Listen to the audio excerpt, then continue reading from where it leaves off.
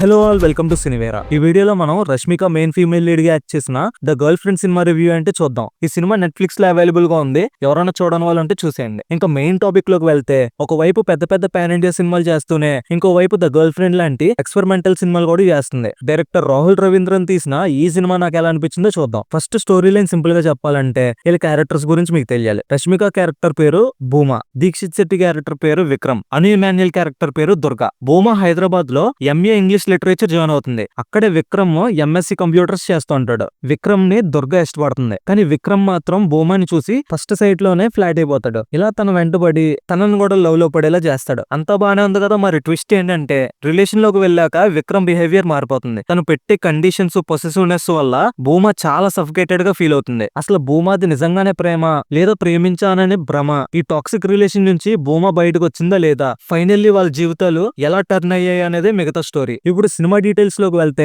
Director Rahul Ravindran ఈ మూవీని just ఒక సినిమాలా కాకుండా ఒక డిస్కషన్ లో ప్రెజెంట్ చేశారు. మెయిన్ గా అమ్మాయిలు నేను లవ్ లో ఉన్నాను అనే ఇల్యూషన్ లో ఒక టాక్సిక్ రిలేషన్షిప్ లో పడి ఎలా నలిగిపోతున్నారు, అందులో నుంచి బయటకు రావడం ఎంత కష్టం అనేది చాలా హార్డ్ హిట్టింగ్ గా చూపించారు. ఒక రకంగా చెప్పాలంటే ఇది సొసైటీకి, ఎస్పెషల్లీ గర్ల్స్ కి ఒక స్ట్రాంగ్ మెసేజ్. ఏదైనా గానీ డైరెక్టర్ కంప్లీట్ గా ఒక్క సైడే తీసుకుని నెరేట్ చేసినట్టు అనిపిస్తుంది. మగవాళ్ళనే విలనైజ్ చేశారేమో అన్న ఫీలింగ్ రావచ్చు, బట్ రాహుల్ రవీంద్రన్ కూడా మగాడే కాబట్టి మనం పాజిటివ్ గా తీసుకుంటే ఇంపాక్ట్ స్ట్రాంగ్ గా ఉండే ఛాన్స్ ఉంది. పాజిటివ్స్ అండ్ నెగిటివ్స్ విషయం వస్తే, ఫస్ట్ ఆఫ్ కొంచెం స్లోగా ఫ్లాట్ గా ఉంటుంది. College scenes and hero friends batch behaviour పెద్దగా ఎక్కదు. చాలా చోట్ల ఏంటి క్యారెక్టర్స్, ఏంటి డైలాగ్స్ అనిపిస్తుంది. బట్ ఇంటర్వెల్ నుంచి సినిమా ఇంట్రెస్టింగ్ గా ఉంటుంది. సెకండ్ హాఫ్ లో వచ్చే కీ ఎపిసోడ్స్ సినిమా రేంజ్ ని పెంచేసాయి. స్పెషల్ గా ఫాదర్ తన కూతుర్ని బాయ్ ఫ్రెండ్ తో రూమ్ లో చూసే సీను, అక్కడ ఫాదర్ రియాక్ట్ అయ్యే విధానం, హెచ్ఓడితో జరిగే కాన్వర్సేషన్ ఆడియన్స్ ని 2 గ్రూప్స్ గా డివైడ్ చేస్తుంది. కొందరికి ఇది ఓవర్ ద బోర్డ్ అనిపిస్తుంది,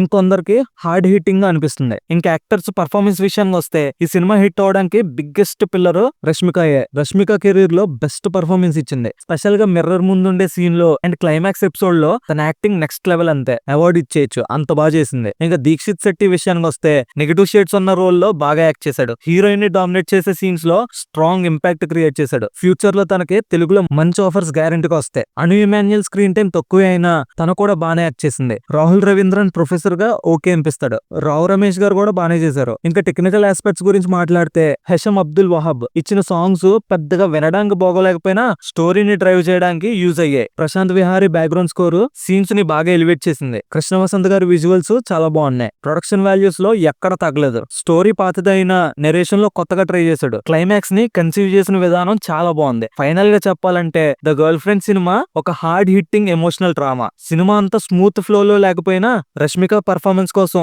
సెకండ్ హాఫ్ లో వచ్చే బ్రేకప్ సీన్ అండ్ క్లైమాక్స్ కోసం డెఫినెట్ గా చూడొచ్చు. కొందరికి ఈ మూవీ విపరీతంగా నచ్చొచ్చు, ఇంకొంతమందికి అస్సలు నచ్చకపోవచ్చు, ఎందుకంటే ఇది ఒక సెన్సిటివ్ టాపిక్ కాబట్టి. బట్ నచ్చినా నచ్చకపోయినా ఇది ఇగ్నోర్ చేయాల్సిన సినిమా అయితే కాదు. ఈ సినిమాకి నేను ఇచ్చే రేటింగ్ 5 కి 2.75. మీరు ఈ సినిమా చూసారా? మీకు ఈ సినిమా ఎలా అనిపించిందో కామెంట్ చేయండి. Cinema updates and cinema content కోసం సబ్స్క్రైబ్ చేసుకోండి. లైక్ అండ్ షేర్ కూడా చేయండి.